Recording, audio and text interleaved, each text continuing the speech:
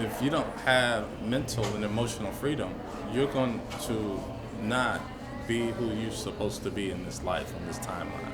Once you have freedom, you don't really care about your economic status or your relationship status. You're now loving yourself, and then now you're able to pass that love on to your community.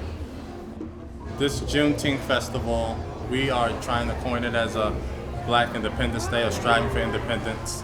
And so I initiated, and then the community just came together. Like, we got 60 volunteers. There was endlessly texting and emailing, raising money. So it was definitely a collective effort.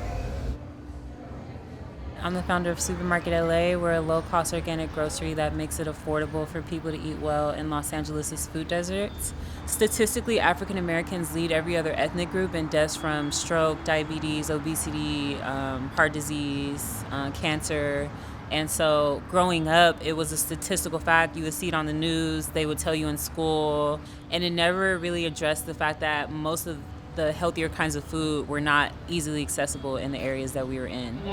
We didn't even have a table when we first started, but we wanted everybody to be able to eat well. Why? Because South Central makes you 2 or 3 times as likely to die from a preventable disease. I started to understand that food can either be a tool for liberation or a tool for oppression, and I no longer wanted to play a part in my own oppression using food or that of the people in my community.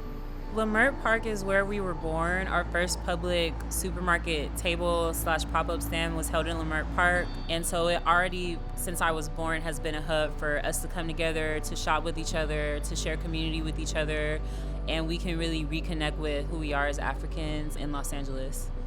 This is a place where, Blacks come to feel free and be themselves and not be judged. If there's any situation that happens, the village will come in and together and try to solve it without police. So it's a safe space for African Americans.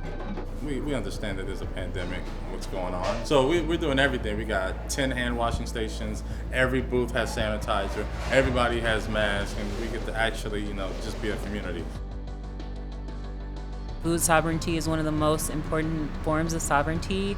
And if you can't control what's on your fork, you can't control your lifespan, you can't control how you feel on a day-to-day basis, you can't control your life. I just want to see our businesses continue to grow and thrive and see more of our children be educated, not just to be workers, but to be owners and leaders.